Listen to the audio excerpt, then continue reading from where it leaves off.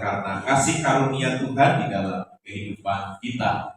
Ya, kita kembali akan membaca Alkitab kita di dalam kitab Kisah Para Rasul. Kitab Kisah Para Rasul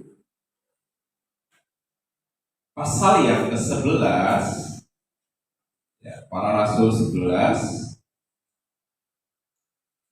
ayat yang ke-19 sampai ayat yang ke-30. Ya.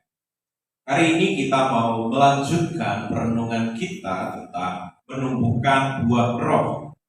Kita sudah bersama-sama mendengarkan firman Tuhan tentang menumbuhkan buah roh. Sudah berapa yang kita bersama-sama pelajari?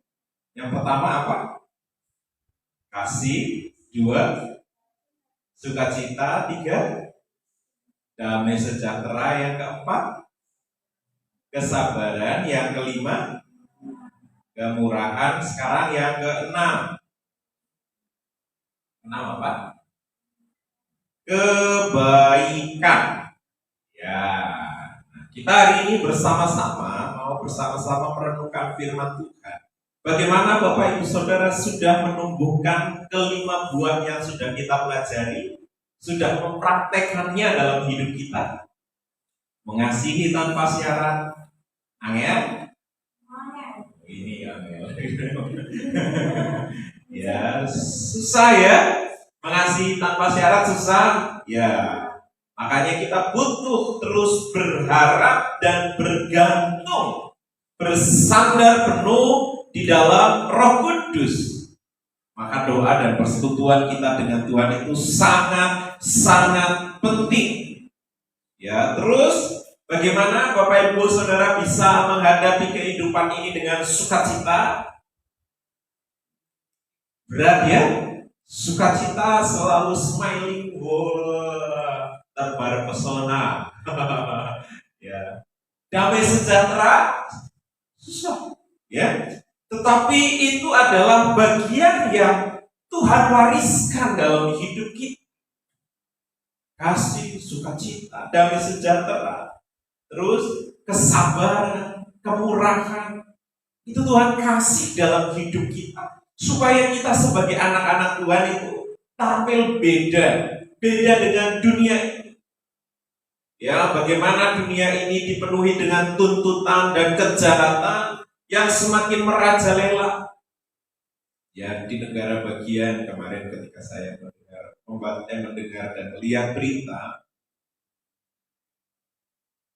ada bagian di mana Alkitab sudah tidak boleh dikeluarkan lagi. Ya, kalau tidak salah di California, Amerika Serikat. Alkitab sudah tidak boleh lagi karena bertentangan dengan apa? Hak asasi manusia, secara khusus LGBT, negara yang sudah dikuasai. Karena di zaman akhir, apa yang terjadi di zamanmu akan terjadi lagi. Apa yang terjadi di Sodom Gomora juga akan terjadi. Ya. Kalau di Amerika, di negara-negara yang sekarang bebas pendeta, nggak boleh comply. Ya, berbicara tentang kebaikan laki-laki sama laki-laki itu mau menikah. Lapor sama pendeta A. Pendeta A nggak mau karena nggak sesuai dengan firman Tuhan. Maka yang mau menikah bisa bikin laporan. Kami mau menikah di sana tapi nggak boleh, nggak mau. Maka pendetanya akan ditangkap dan dimasukkan ke penjara. Berat tantangan di zaman sekarang untuk kita bisa hidup menumbuhkan buah roh di dalam kehidupan kita. Tetapi sebagai orang yang mengasihi Tuhan, orang yang percaya kepada Tuhan, kita harus mempraktekkan setiap firman. Kalau Bapak Ibu Saudara tidak sungguh-sungguh hari ini dengan Tuhan, saya sering mengibaratkan kita seperti kodok. Bukan kodok. Seperti kodok yang dimasukkan ke dalam panci, kompor dinyalakan. Itu cara membunuh kodok yang paling efektif. dia nggak lompat, dia ngerasakan kok tambah hangat, ya. Hangat. Cerita sama tetangga, hangat sih ya, sebenarnya kok tambah hangat, tambah hangat. Kok tambah lama-lama kok beda, tambah kayak rada-rada panas. Ya terus cerita, terus ngobrol-ngobrol, ujung-ujung umum. Ya, tahu kalau mendidik, mati. Kehidupan manusia di zaman sekarang itu seperti itu. Pelan-pelan dunia menawarkan kenyamanan, kemudahan. Tetapi kita juga melihat bagaimana karakter orang semakin terlihat. Dulu orang mau berbuat jahat itu sembunyi-sembunyi. Sekarang orang mau berbuat jahat terang-terangan. Dulu orang mau menahan emosinya dengan sedemikian rupa. Sekarang orang mempertontonkan emosi. Zaman di mana semakin rusak, keadaan semakin kacau, dipertontonkan di sekitar kita. Kawin cerai sesuatu hal yang biasa, ya. Apalagi perselingkuhan hal yang biasa, dan hal-hal yang lain kita sedang melihat apa yang sedang terjadi di sekitar kita.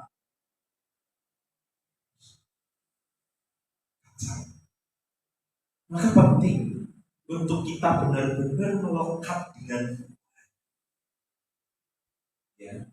Orang sedang dibawa kepada satu kenyamanan di mana orang akhirnya tidak mengidolakan firman tetapi mengidolakan pembawa firman-nya. Ini zaman sedang terjadi. Karena 2 Timotius harus digenapi. Zaman akhir orang akan lebih cinta kepada cerita-cerita firman tetapi yang bersifat dongeng, tetapi tidak kembali kepada Allah. Maka Bapak Ibu Saudara, kita harus terus belajar menumbuhkan buah-buah roh di dalam kehidupan kita. Roma 7 ayat 18 sampai 20 sebelum kita masuk ke dalam kisah para rasul nanti. Ya, sebagai pendahuluan kita akan melihat, menilik kenapa kita harus menumbuhkan buah roh kebajikan di dalam hidup kita. Karena pada hakikatnya Roma 7 ayat 18 sampai 20 di sana berkata, orang-orang yang memiliki sifat jahat tidak mudah menjadi baik dan melakukan kebaikan dalam kesempatan itu hal yang susah. Tuntutan orang itu adalah kamu baik sama saya baik sama kamu.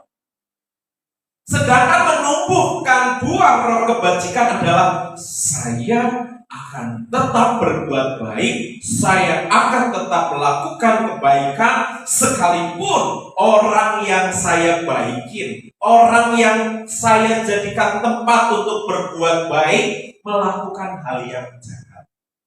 Bahkan kadang di belakang kita, bahkan kadang juga di depan kita. Tapi kita harus tetap berbuat baik. Kadang kita berpikir rugi membuat baik, melakukan sesuatu yang baik kepada orang yang jahat kepada kita.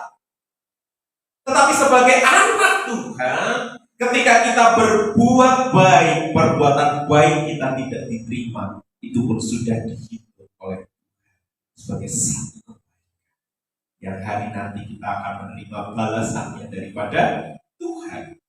Jadi kebaikan adalah karakter hidup saya. Sekalipun ketika saya berbuat baik, orang curiga. Ketika saya berbuat baik, orang tidak menerima dengan baik akan apa yang aku lakukan. Tetaplah berbuat baik karena berbuat baik adalah karakter. Galatia ayat 6 ayat 10, dengan adanya Roh Kudus berdiam di dalam hidup orang percaya, maka ketika kita melakukan kasih, ketika kita tetap bersuka cita, ketika kita tinggal dalam damai sejahtera, ketika kita sabar dalam menghadapi hidup, ketika kita bermurah hati, dan ketika kita berbuat kebajikan, kita tidak akan pernah rugi melakukan hal itu. Maka kebaikan adalah lawan dari kejahatan. Kita melihat Kristus sendiri datang ke dunia ini, dia selalu berbuat baik, berbuat baik, berbuat baik, berbuat baik, berbuat baik. Tetapi apa yang terjadi? kebaikannya sepertinya sia-sia. Tetapi sekarang kita melihat buktinya, tidak ada kebaikan yang kita buat menjadi sia-sia. Amin. Jika kita melakukannya dengan benar. Kita melihat sepertinya Yesus sia-sia mati di atas kayu salib. Kita lihat Yesus sepertinya sia-sia berbuat baik kepada semua orang. Tetapi kita lihat sekarang benih itu bertumbuh.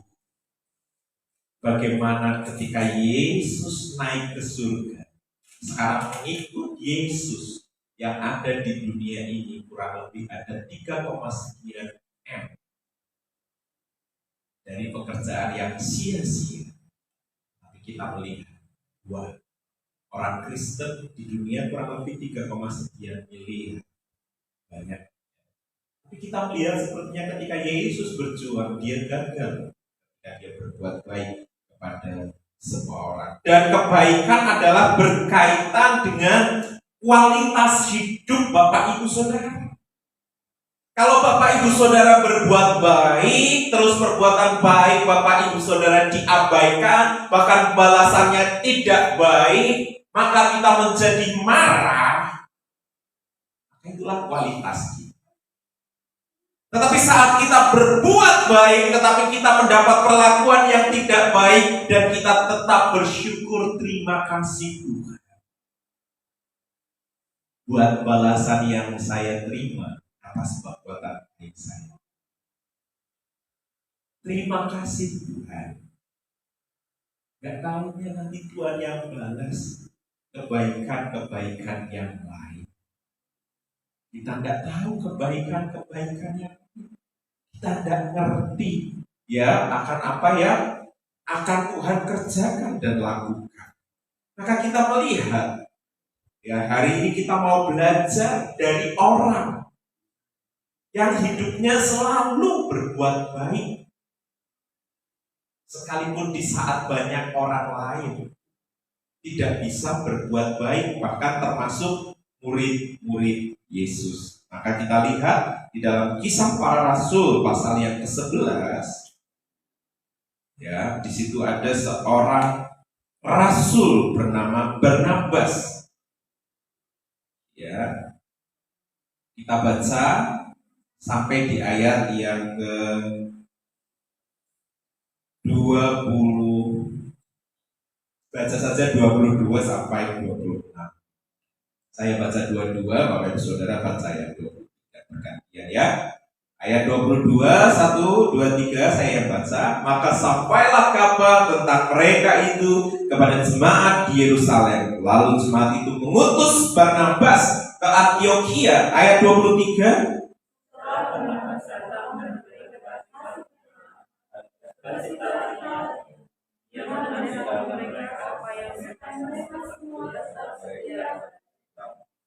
Coba perhatikan ayat 24. Karena Barnabas adalah orang yang baik, penuh dengan Roh Kudus dan iman, sejumlah orang dibawa kepada Tuhan. Ayat 25.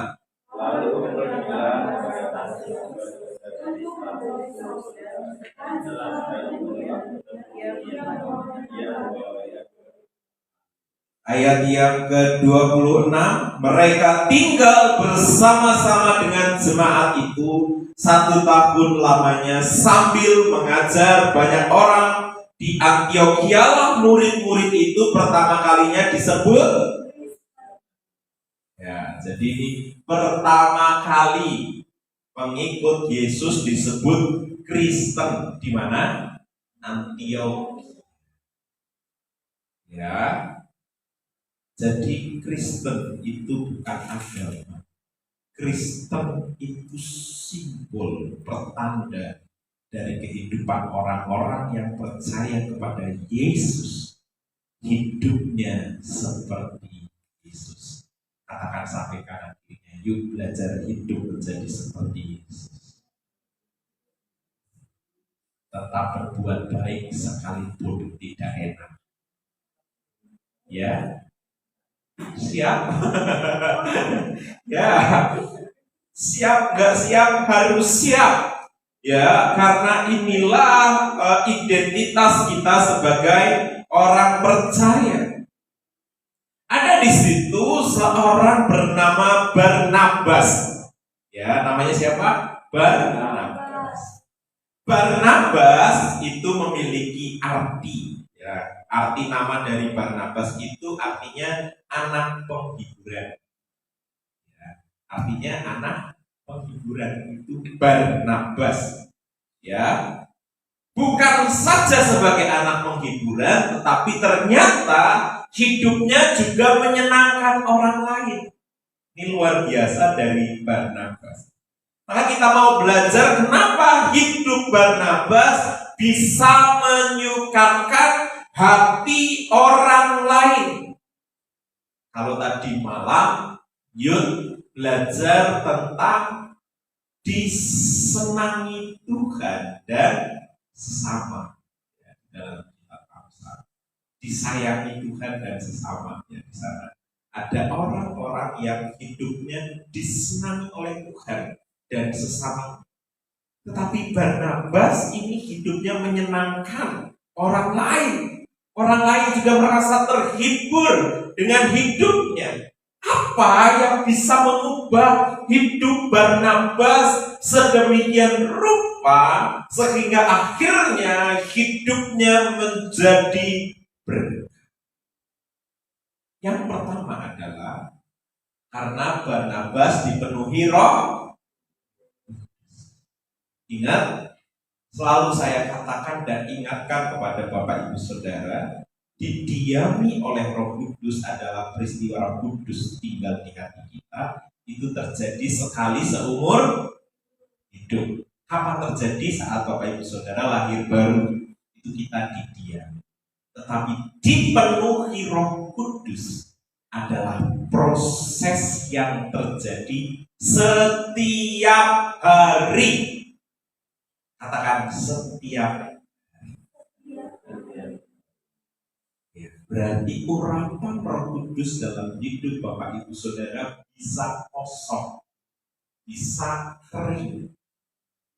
Kapan urapan kuasa Roh Kudus kosong dan kering dalam hidup kita? Saat kita tidak bersekutu dengan Tuhan melalui firman dan doa. Maka Bapak Ibu Saudara, biasanya orang yang kerohaniannya kering, ciri-ciri dan tandanya sederhana. Dia mudah khawatir, dia mudah takut, dia mudah emosi, dia mudah untuk marah-marah, dia mudah sekali untuk akhirnya hidupnya tidak tenang. Ada Bapak Ibu Saudara yang hari-hari ini sedang seperti itu, hidupnya gembrung.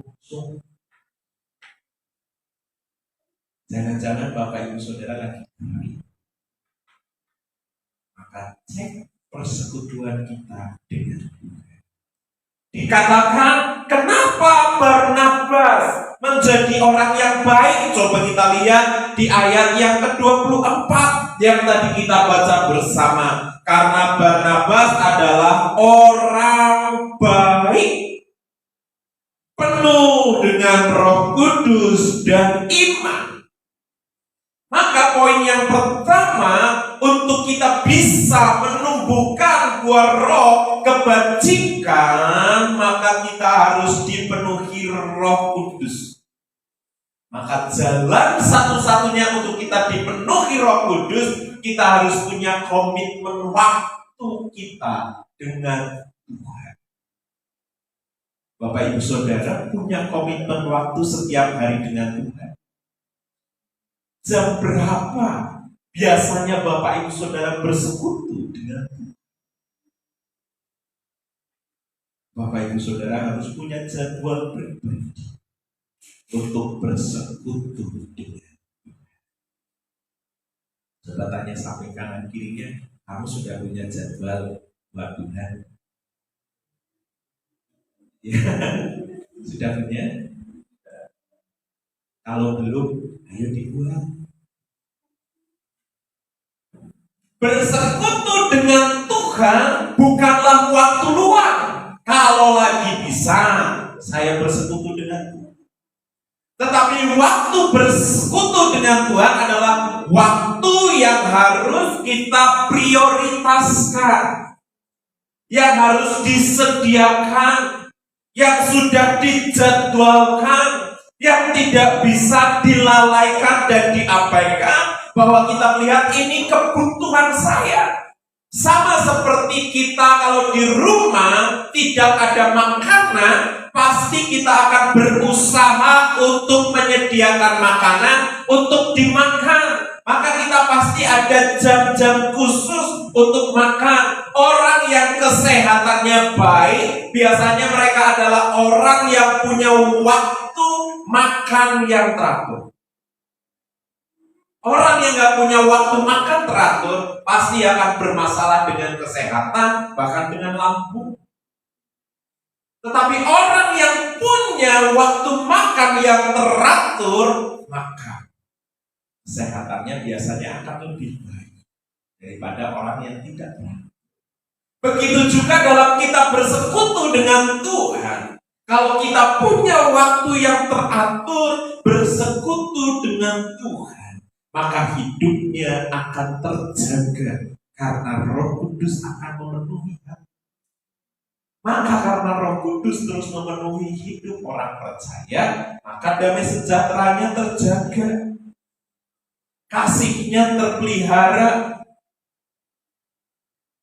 sukacitanya selalu ada, sekalipun dompetnya bolong,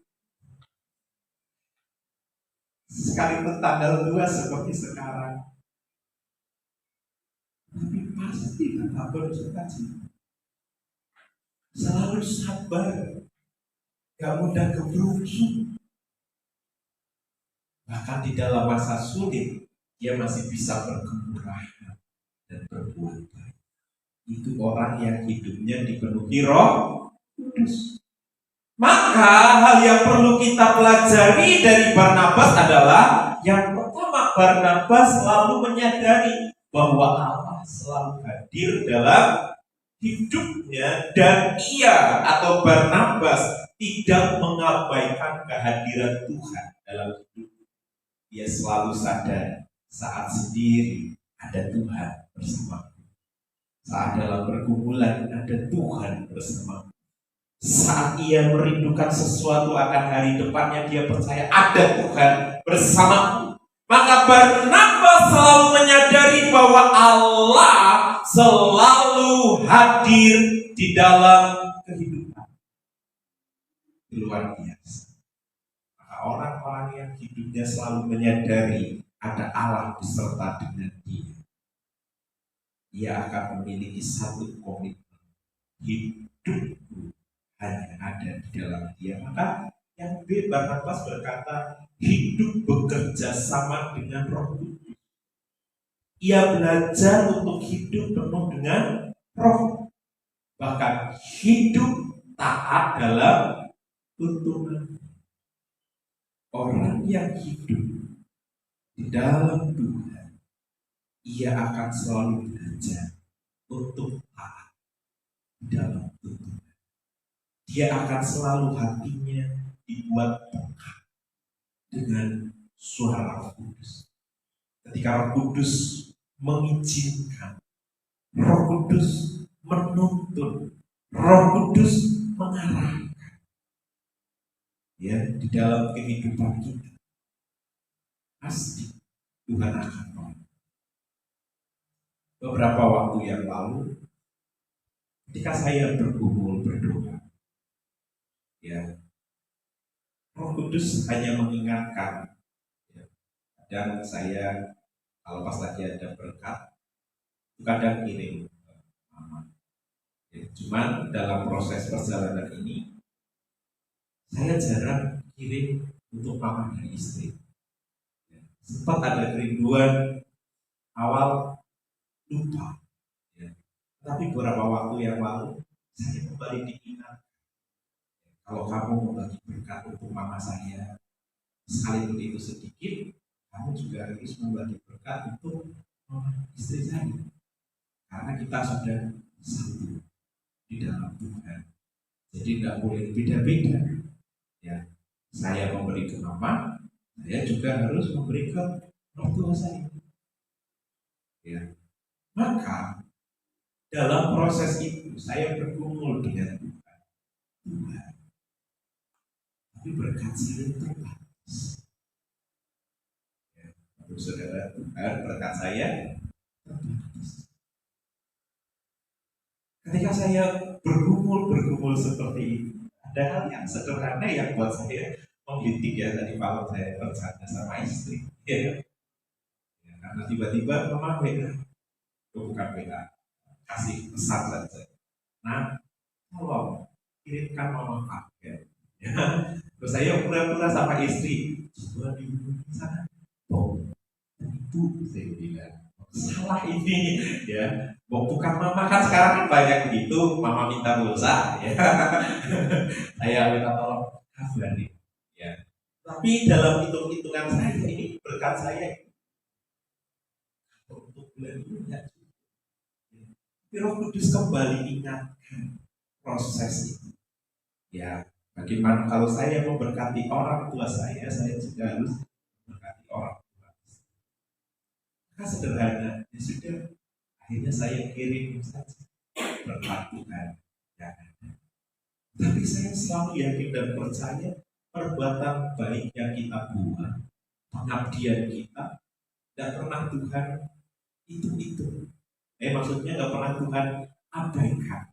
Setiap perbuatan baik yang kita lakukan dengan tulus hati, Tuhan perhitungkan. Jadi Bapak Ibu Saudara, tidak usah takut. Ya, ketika kita melakukan perbuatan baik kita, dia akan nuntun. Ya, cara yang buat saya ini sederhana. Saya hanya berpikir, oh iya ya, saya bisa melakukan untuk ibu saya. Kenapa buat ibu saya yang adalah juga ibu saya tidak bisa. Maka itu sebagai terus bentuk latihan dituntun. Roh Kudus yang ngingetin, Roh Kudus yang mengajar, ini yang harus kamu lakukan. Ini yang harus kamu kerjakan. Ini bagianmu yang tidak boleh diabaikan. Semuanya harus dilakukan. Itu terjadi kapan? Saat bersekutu dengan Roh Kudus akan menuntun. Ya. Yang kedua, kenapa Barnabas hidupnya bisa menyenangkan orang lain? Dia bisa menumbuhkan buah roh kebajikan dalam hidupnya. Yang kedua, karena Barnabas dipenuhi dengan iman. Ya, kalau yang tadi dipenuhi Roh Kudus, poin yang pertama. Sekarang poin yang kedua adalah Barnabas dipenuhi dengan iman. Coba perhatikan kembali ayat yang ke-24. Karena Barnabas adalah orang yang baik, penuh dengan Roh Kudus dan saya percaya Barnabas adalah orang yang sangat suka membaca firman. Karena kitab Roma pasal 10 mengatakan apa? Iman tumbuh dari kebenaran. Tidak ada iman yang bertumbuh tanpa firman. Bapak Ibu Saudara punya tanaman di musim kemarau, terus nyiramnya seminggu sekali. Apa yang akan terjadi? Lihatlah di minggu yang pertama disiram. Tapi kalau seminggu nggak disiramnya minggu depan, ada yang sudah mulai kuning, ada yang sudah mulai lagi, tetap disiram lagi airnya, bahkan nyiramnya seember. Ya, harus siram. Orang nyiram-nyiraman itu seminggu, ya. Istilahnya seminggu aku dengar firman yang banyak. Ya, pagi siang sore ikut ibadah. Ya, tapi Senin, Selasa, Rabu, Kamis tidak usah dengar firman. Nanti kita borong hari Minggu pulangkan lagi. Yakin percaya iman Bapak Ibu Saudara nggak akan kenyangan bisa langsung mati. Ya. Tapi pasti ujungnya mati. Kalaupun hidup, kuntingan. Tahu kuntingan? Kalau di sini apa sih itu program pemerintah? Yang apa? Stunting ya, stunting. Ya. Program stunting. untet. Tumbuh tapi kecil. Ya. Hanya orang percaya itu kayak gitu. Mungkin secara badan besar, tapi imannya kontinen. Ya. Makanya mudah sekali untuk marah-marah. Nah, makanya Bapak Ibu Saudaraku yang dikasihi oleh Tuhan.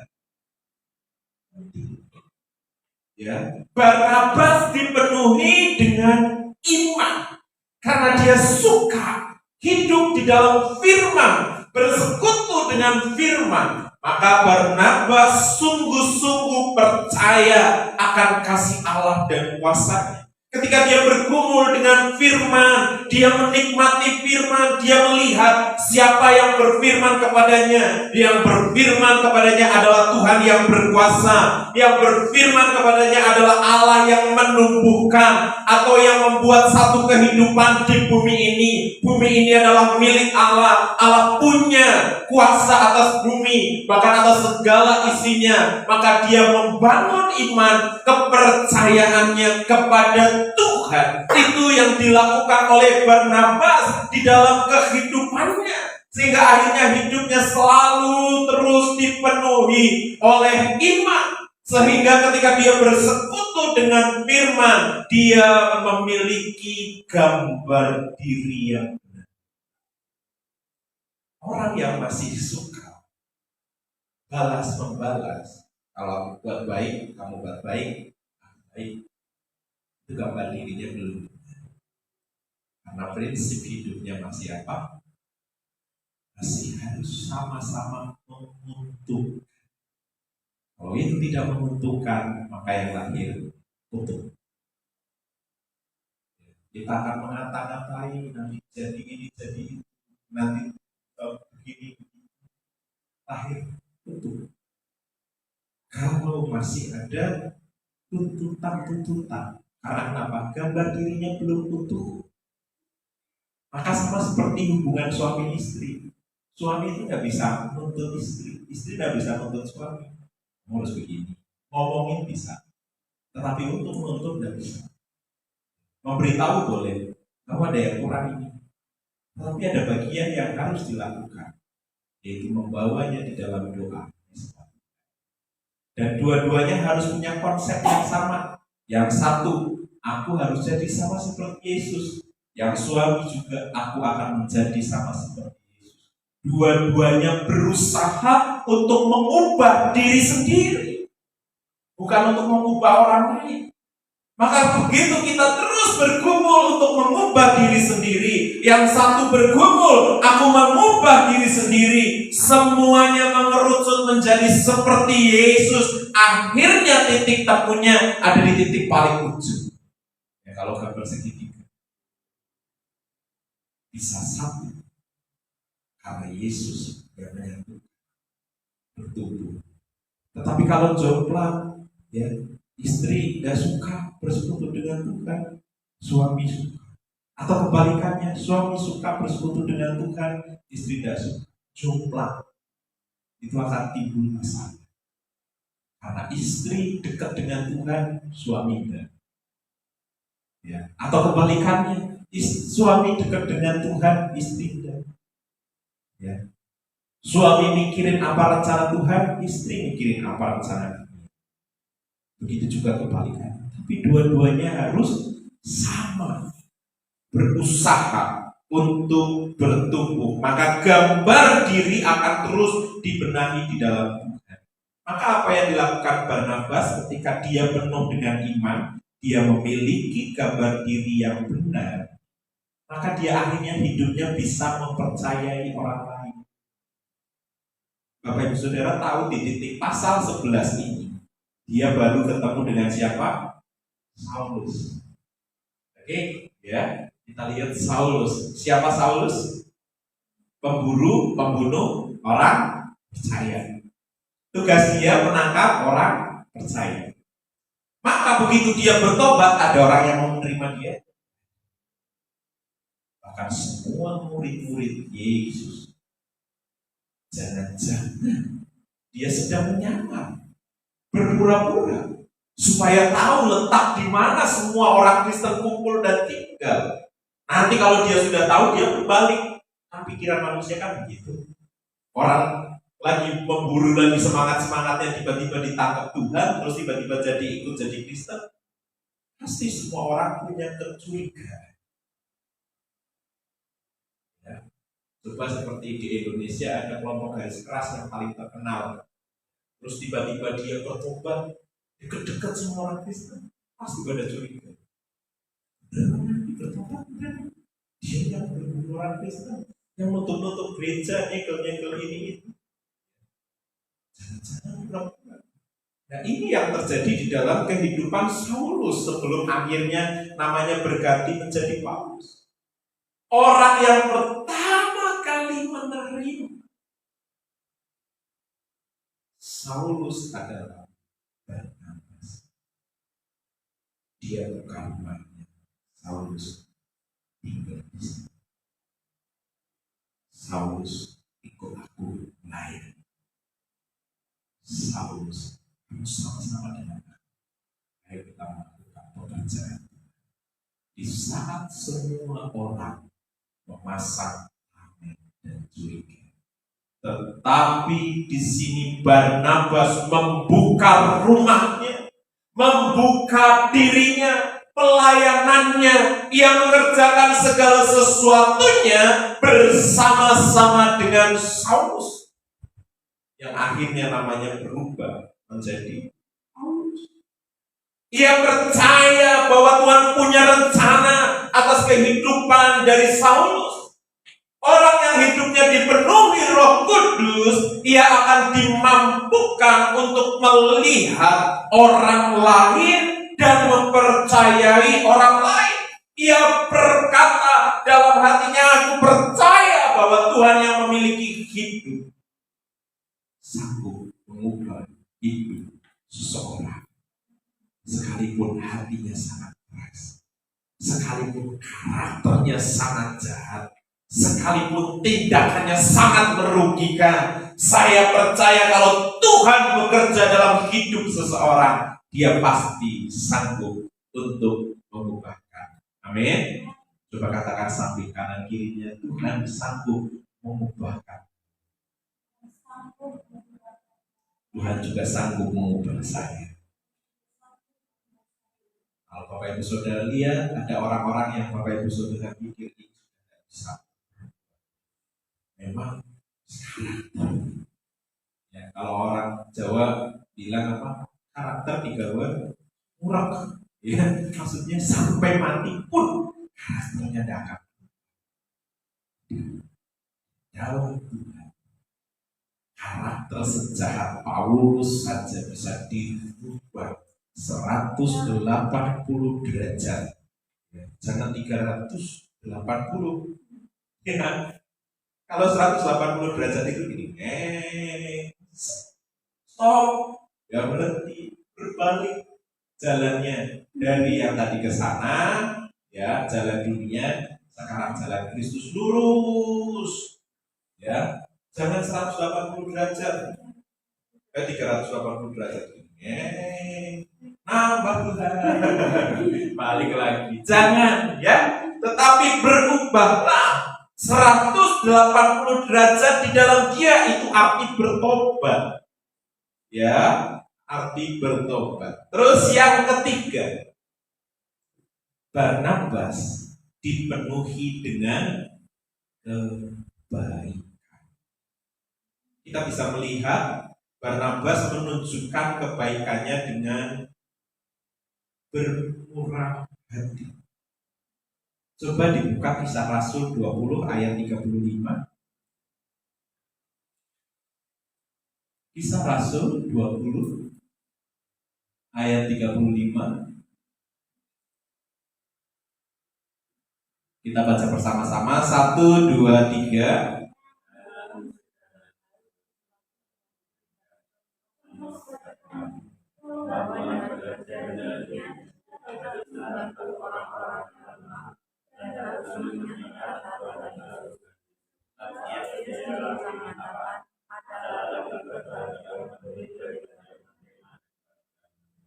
Ya, inilah yang dilakukan oleh Barnabas.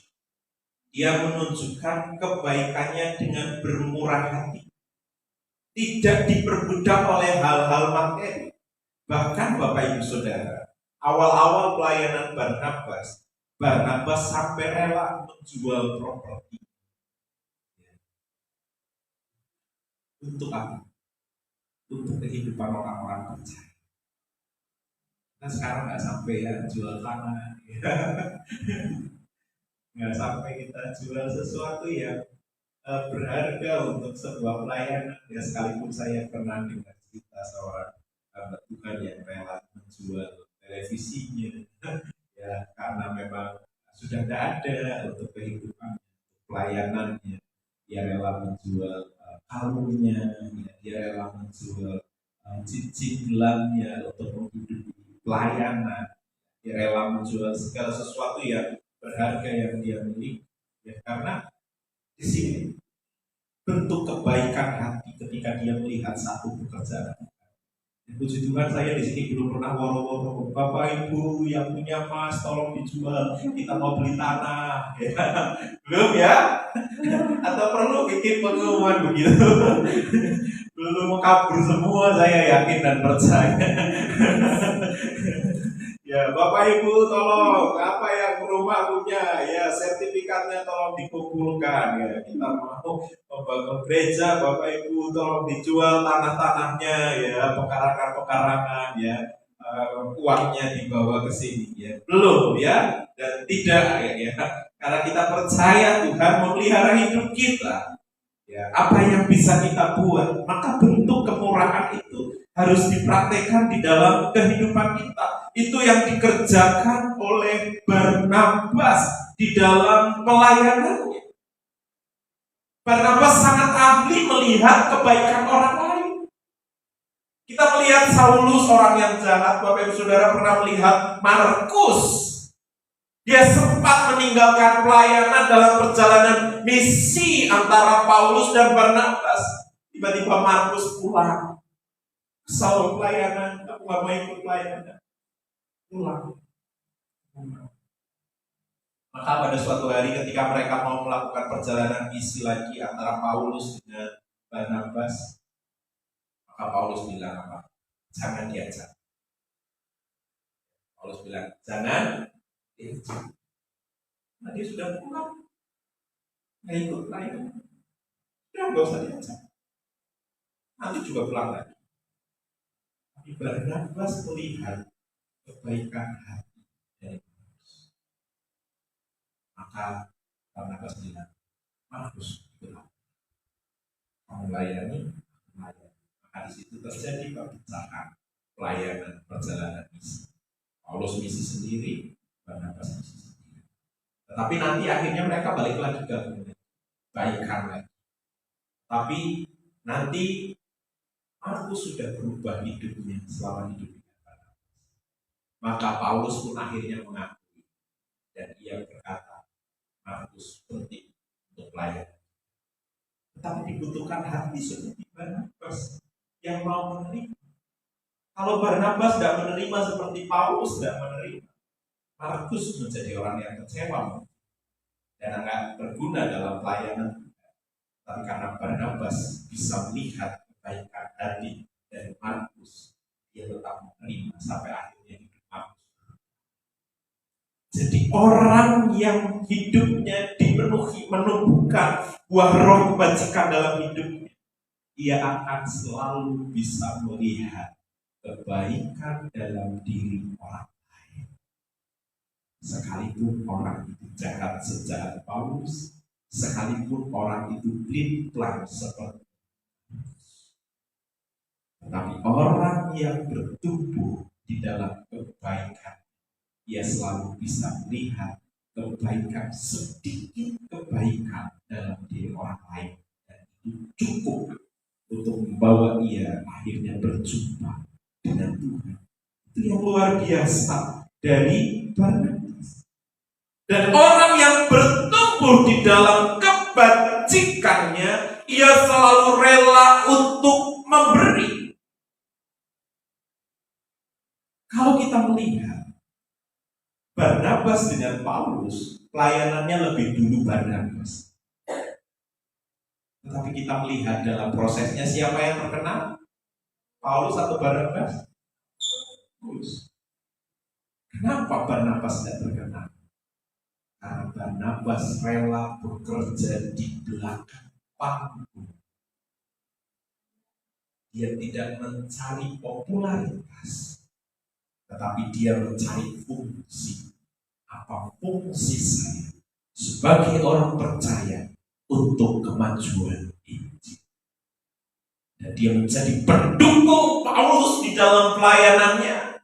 Dan dia tidak pasang namanya. Dia tidak bersaing, aku yang harus di atas, aku yang harus terkenal. Kamu Paulus kan baru kemarin pelayanannya, lebih dulu aku. Jadi aku yang harus di atas, kamu yang di bawah. Barnabas cari popularitas di dalam pelayanan.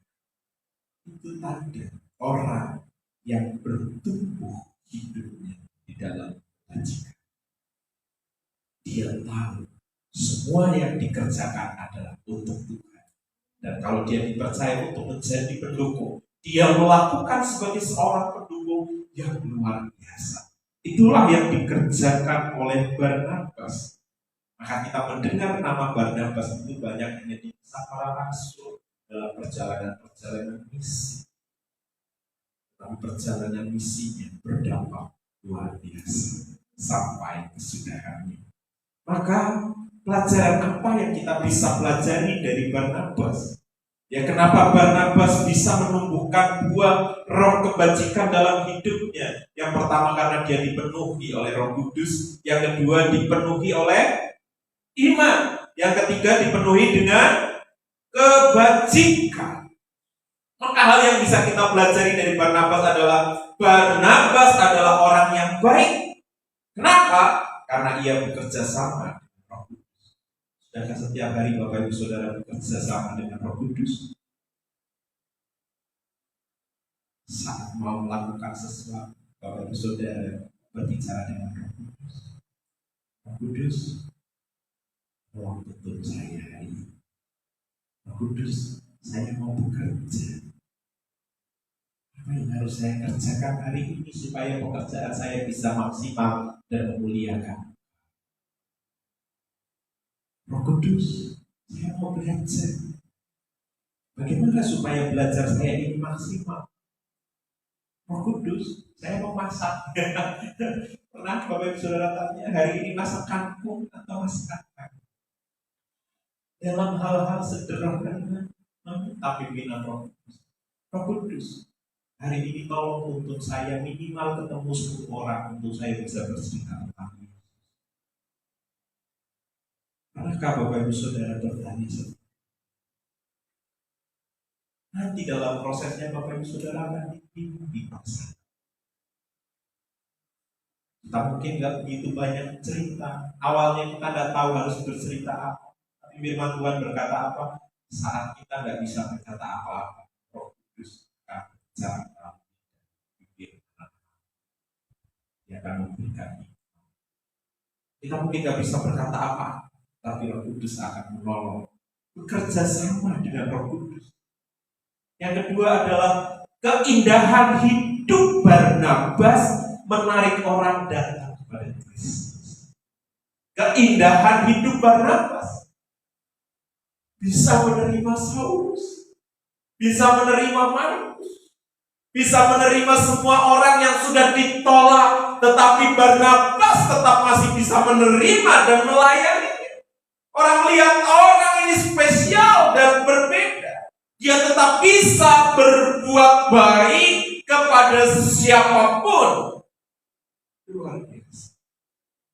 Terus yang ketiga, Roh Kudus datang kepada orang percaya untuk menjadikan kita orang-orang yang baik. Pertanyaannya, bagaimana kalau kita lihat orang Kristen belum baik? Atau mungkin kita juga bisa bertanya kepada diri kita, apakah saya adalah orang Kristen baik? Sudahkah hidup saya menjadi berkat untuk orang lain? Maka ayat yang terakhir sebelum kita berdoa, Efesus 6 ayat yang ke-8. Ayo kita tolong ayat kita ya. Efesus 6 ayat 8. Sebenarnya masih banyak ayat-ayat yang lain. Ya, berkat bagi orang-orang yang menumbuhkan buah roh kebajikan. Tapi kita buka saja di dalam Efesus 6 ayat 8. Kita baca bersama-sama. 1, 2, 3. Kamu tahu bahwa setiap orang baik, hamba maupun orang merdeka, kalau ia telah berbuat sesuatu yang baik, ia akan menerima balasannya dari. Ya, kalau ia telah berbuat sesuatu yang baik, harus yang besar, hal yang kecil-kecil, ia akan menerima balasan dari. Maka berbuat baik, karena ternyata berbuat baik itu tidak rugi. Saat Anda berbuat baik, kebaikan Anda tidak layak diterima oleh orang lain, tetapi Anda tetap berbuat baik itu. Setiap kebaikan yang kita buat, kita akan melihat balasan yang daripada Tuhan pada waktu balasan Tuhan akan dinyatakan. Bapak Ibu Saudaraku yang dikasihi Tuhan, mari kita responi kebenaran firman Tuhan. Tuhan mau terus menyatakan kemurahan. Tidak sulit untuk Tuhan memberkati hidup. Tidak sulit. Yang paling sulit adalah merubah karakter hidup kita dalam pengiringan kita kepada Tuhan. Tapi bagi Tuhan tidak ada yang mustahil. Tidak ada sesuatu yang tidak bisa diubah oleh kebaikan hati. Mungkin hari ini sedang betul, atau sudah sekian lama engkau kecewa saat engkau berusaha untuk berbuat baik, tetapi setiap kebaikan seolah-olah sia-sia. Tapi hari ini firman Tuhan menegaskan kepada kita, tetaplah berbuat baik. Apapun situasinya, apapun kondisinya, apapun keadaan, tetaplah berbuat baik. Karena perbuatan baik yang kita lakukan menunjukkan karakter dan kualitas hidup kita.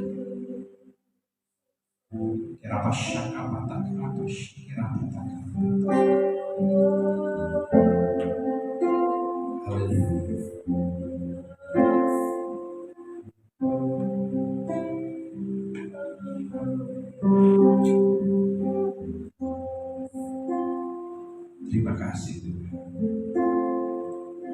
Bapa Kau setia, tak meninggalkan. Aku percaya